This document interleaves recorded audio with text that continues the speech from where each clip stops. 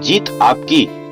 शिव खेड़ा जी की यह पुस्तक अपने समय की सबसे बेस्ट सेलर बुक रही है, जिसका प्रथम अध्याय है नजरिए की अहमियत, जिसमें सकारात्मक नजरिया अपनाएं। एक आदमी मेले में गुब्बारे बेचकर अपनी गुजर बसर करता था। उसके पास लाल, नीले, पीले, हरे चारों रंग के गुब्बारे थे। जब कभी उसकी बिक्री कम होने लगती तब वह हीलियम गैस से भरा गुब्बारा हवा में छोड़ देता था। बच्चे उसे उड़ता देखकर वैसे ही उड़ने वाला गुब्बारे पाने के लिए मचल उड़ते थे। बच्चे उससे गुब्बारा खरीदने और आते, जिससे उसकी बिक्री फिर बढ़ जाती। दिन भर यही सिलसिला चलता रहता। एक दिन वह आदमी बाजार में खड़ा गुब्बारे बेच रहा था। अचानक उसे महसूस हुआ कि पीछे से कोई उसे खींच रहा है। उसने पीछे मुड़कर देखा तो एक छोटे से बच्चे को खड़ा पाया। उस बच्चे ने गुब्बारे वाले से पूछा कि अगर आप काला गुब्बारा उड़ाओगे तो वह भी उड़ेगा। बच्चे की बात उसके दिल में लगी और उसने प्यार से जवाब दिया, बेटे, गुब्बारा अपने रंग की वजह से नहीं उड़ता, बल्कि उसके अंदर क्या है इसकी वजह से उड़ता है और ऊपर जाता है। ठीक यही बात हमारी जिंदगी पर भी लागू होती है। कीमती वह चीज है जो हमारे अंदर है, और वह चीज जो हमें ऊपर की ओर ले जाती है वह हमारा नजरिया, एटीट्यूड। क्या आपको कभी ताज्जुब हुआ है कि कुछ व्यक्ति, कुछ कंपनियां या देश दूसरों के मुकाबले ज्यादा कामयाब क्यों होते हैं? यह कोई राज नहीं है। ऐसे लोगों के सोचने और काम करने का तरीका ज्यादा असरदार होता है। ये लोग सीख चुके हैं कि अपने सबसे कीमती संसाधन यानी लोगों में पूंजी लगाकर काम को कैसे असरदार बनाया जाए, या लोग ही उनकी सबसे बड़ी पूंजी है। मेरा यकीन है कि किसी इंसान, संस्था या देश की कामयाबी उसके लोगों की खूबियों पर निर्भर करती है। मैंने दुनिया भर की सबसे बड़ी कंपनी, बड़े बड़े ऑफिसर से बात की और उनसे एक ही सवाल पूछा, अगर आपके हाथ में जादू की छड़ी हो और एक चीज बदलनी हो तो आपको अपने काम में बेहतरी और लाभ दिलाने, तो वह क्या चीज है? सबका जवाब एक जैसा था। सबने कहा कि अगर लोगों का नजरिया बेहतर हो, काम करने की ख्वाहिश से भरा हो, तो मिलजुल कर काम करेंगे। इससे नुकसान कम होगा, वफादारी बढ़ेगी और आमतौर पर कंपनी में लगन से काम करने का एक माहौल बन जाएगा। एक विशेषज्ञ कहते हैं कि मेरी पीढ़ी की सबसे बड़ी खोज यही है कि इंसान अपने नजरिए में बदलाव लाकर अपनी जिंदगी को बेहतर बना सकता है। तजुर्बे से पता चलता है कि किसी भी व्यवसाय का सबसे बड़ा, जरूरी और कीमती संसाधन इंसान ही होता है। इसकी अहमियत तो पूंजी और मशीनों में से भी ज्यादा है, पर बदकिस्मती से यह सबसे ज्यादा व्यर्थ या बेकार चला जाता है। आदमी ही आपकी सबसे बड़ी पूंजी और सबसे बड़ा बोझ हो सकता है। खूबियों से भरे लोग बहुत सारे ट्रेनिंग प्रोग्राम जैसे कस्टमर सर्विस, सेलिंग स्किल और स्ट्रेटजी प्लानिंग के बाद मैंने इस नतीजे पर पहुंचा हूं कि इन सारे बड़े प्रोग्राम के सामने एक सबसे बड़ी चुनौती है। ये प्रोग्राम तब तक कामयाब नहीं होते जब तक इनकी सही बुनियाद ना हो, और इनकी सही बुनियाद है क्वालिटी से भरे लोग, ईमानदार, चरित्रवान, नैतिक मूल्यों और सकारात्मक नजरिए वाले होते हैं। मुझे गलत ना समझें, आपकी दूसरे सारे प्रोग्राम की जरूरत है, मगर वे तब सफल होंगे जब उसकी नींव सही होगी, और वह नींव है क्वालिटी से भरे लोग। एक उदाहरण के तौर पर, कुछ ग्राहक सेवा प्रोग्राम में भागीदारी को मेहरबानी और शुक्रिया जैसे लफ्जों का इस्तेमाल करने के बाद साथ साथ खरीदारों के सामने मुस्कुराने और हाथ मिलाने की बात सिखाई जाती है। लेकिन झूठी मुस्कान व्यक्ति का साथ कब तक देगी? अगर आपके दिल में सेवा करने का जज्बा नहीं है तो, और फिर लोग ऐसी झूठी मुस्कान को बड़ी आसानी से भांप लेते हैं। यह मुस्कान झूठी है तो लोग उससे चिढ़ जाते हैं। मेरे कहने का मतलब यह है कि असलियत का होना दिखावे से ज्यादा जरूरी है, न कि दिखावा। इसमें कोई शक नहीं कि मेहरबानी, शुक्रिया, मुस्कुराना वगैरह बेहद जरूरी है, मगर याद रखें कि अगर सेवा की भावना हो तो वे सब कुछ खुद ब खुद बहुत आसानी से आ जाते हैं। मशहूर फ्रेंच चिंतक हैं ब्लेज पास्कल। के पास एक आदमी आया और कहने लगा कि अगर मेरे पास आप जैसा दिमाग हो तो मैं एक बेहतर इंसान बन सकता हूँ। पर तब पास्कल ने जवाब दिया, एक बेहतर इंसान बनो, तुम्हारा दिमाग खुद ब खुद मेरे जैसा हो जाएगा। कैलगेरी टावर की ऊंचाई 190.8 मीटर और वजन 10,884 टन है। कुल वजन में तकरीबन 60% यानी 6,349 टन हिस्सा जमीन के अंदर है। इससे जाहिर है कि जितनी विशाल इमारत होगी उतनी मजबूत उसकी बुनियाद होगी। जिस तरह मजबूत इमारत के लिए मजबूत बुनियाद होना बहुत जरूरी है, उसी तरह सफलता के लिए भी एक मजबूत बुनियाद की जरूरत होती है। वह बुनियाद है आपका नजरिया।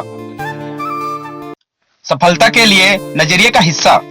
हार्वर्ड यूनिवर्सिटी द्वारा की गई स्टडी में पाया गया है कि जब कोई व्यक्ति नौकरी पाता है तो इसमें 85% हिस्सा उसकी नजरिए की होती है और बाकी के 15% उस व्यक्ति के स्मार्टनेस और काम की जानकारी के शामिल होता है।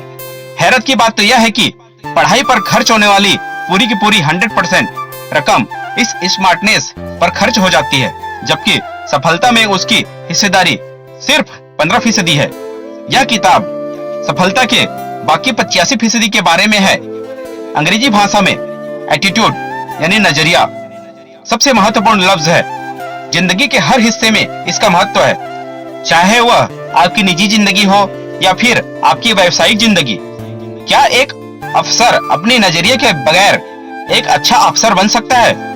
अच्छे नजरिए के बगैर क्या कोई विद्यार्थी अच्छा विद्यार्थी बन सकता है? क्या माँ बाप, गुरु, दुकानदार, मालिक और कर्मचारी अच्छे नजरिए के बिना अपने काम में अच्छे हो सकते हैं? चाहे आप किसी भी क्षेत्र में काम कर रहे हो, कामयाबी की बुनियाद एक ही है और वह है आपका नजरिया। अगर आपका नजरिया कामयाब और लक्ष्य प्राप्ति के लिए इतना ही महत्वपूर्ण है तो क्या आपको जिंदगी के प्रति अपने नजरिए को जानना नहीं चाहिए? क्या खुद से यह नहीं पूछना चाहिए कि आपका नजरिया आपके मकसद, गोल पर किस हद तक असर डाल सकता है? एक कहानी है, हीरो से भरा खेत। अफ्रीका में एक खुश और संतुष्ट किसान रहा करता था।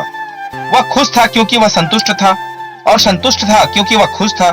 एक दिन उसके पास एक ज्ञानी व्यक्ति आया और उसने उसे हीरे की अहमियत और उसकी ताकत के बारे में बताया। ज्ञानी व्यक्ति ने कहा, अगर तुम्हारे पास अंगूठे के जितना ही अगर हीरा हो तो तुम एक शहर खरीद सकते हो, और अगर तुम्हारे पास मुट्ठी के बराबर का हीरा हो तो तुम शायद एक देश खरीद सकते हो, एक मालिक बन सकते हो। ऐसी बातें किसान को बताकर वह ज्ञानी व्यक्ति चला गया। उस रात किसान बिल्कुल नहीं सो सका। वह नाखुश और असंतुष्ट हो गया। वह नाखुश था क्योंकि वह असंतुष्ट था और असंतुष्ट था इसलिए वह नाखुश था। अगले दिन सुबह उसने अपने खेतों को बेचने का बंदोबस्त किया और अपने घर वालों की देखभाल का इंतजाम करके वह हीरो की खोज में निकल पड़ा। पूरे अफ्रीका भर वह घूमता रहा लेकिन कुछ न मिला। सारे यूरोप का चक्कर लगाने के बाद भी उसकी खोज पूरी न हुई। जब वह स्पेन पहुंचा तब वह भावनात्मक, शारीरिक और आर्थिक कमी से बिल्कुल टूट चुका था। उसकी हिम्मत इतनी ज्यादा टूट गई थी कि उसने बार्सिलोन नदी में कूदकर खुदकुशी कर ली। उधर जिस व्यक्ति ने उसके खेत खरीदे थे, एक बार वह जब खेतों से गुजरने वाली नहर से अपने ऊँटों को पानी पिला रहा था तो नहर के दूसरे किनारे पर सूरज की रोशनी जैसे एक पत्थर चमक पड़ी। इंद्रधनुष की तरह 7 रंग जगमगा उठे। उस व्यक्ति ने सोचा कि यह पत्थर बैठक रूम में सजाने का काम आएगा और वह उसे उठाकर घर ले आया और बैठक में सजा दिया। उसी दोपहर वह ज्ञानी व्यक्ति फिर वहां आया।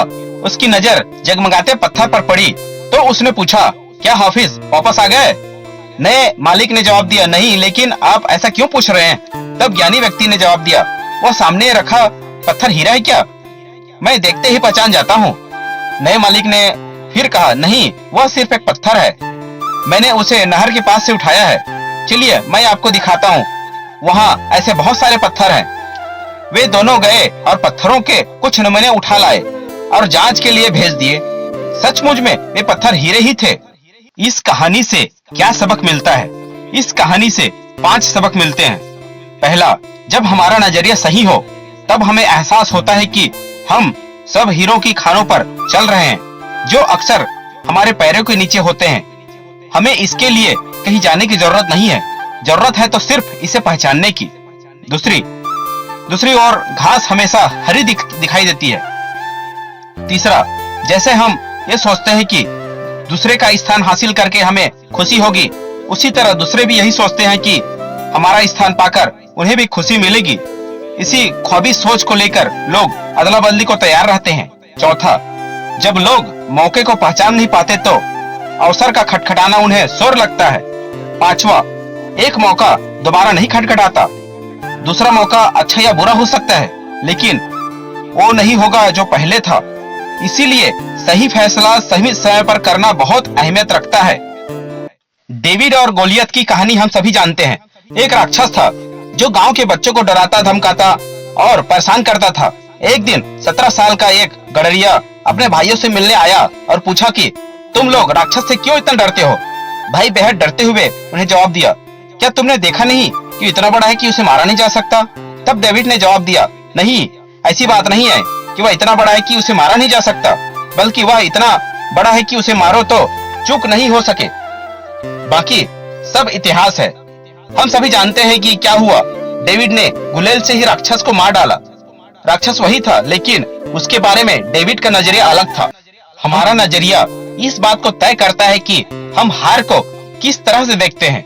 सकारात्मक सोच वालों के लिए हार सफलता की एक सीढ़ी हो सकता है, तो नकारात्मक सोच वालों के लिए यह रास्ते का बाधा हो सकता है। अच्छी संस्थाओं की पहचान तनख्वाह और काम के हालत से नहीं मापी जाती, बल्कि उनकी पहचान तो एहसास, नजरिया और आपसी संबंधों से मापी जाती है। जब कर्मचारी कहते हैं मैं यह काम नहीं कर सकता, तो इस बात के दो मुमकिन मतलब हो सकते हैं। क्या वे यह कह रहे हैं कि उन्हें काम करना नहीं आता है, तो काम करना नहीं चाहते? अगर उन्हें काम करना नहीं आता तो उन्हें ट्रेनिंग की जरूरत है। अगर वे यह कह रहे हैं कि काम करना नहीं चाहते, तो यह उनके नजरिए का मुद्दा हो सकता है, यानी वे परवाह नहीं करते, या यह वसूलों का मुद्दा हो सकता है, यानी वे सोचते हैं कि उन्हें ऐसा नहीं करना चाहिए।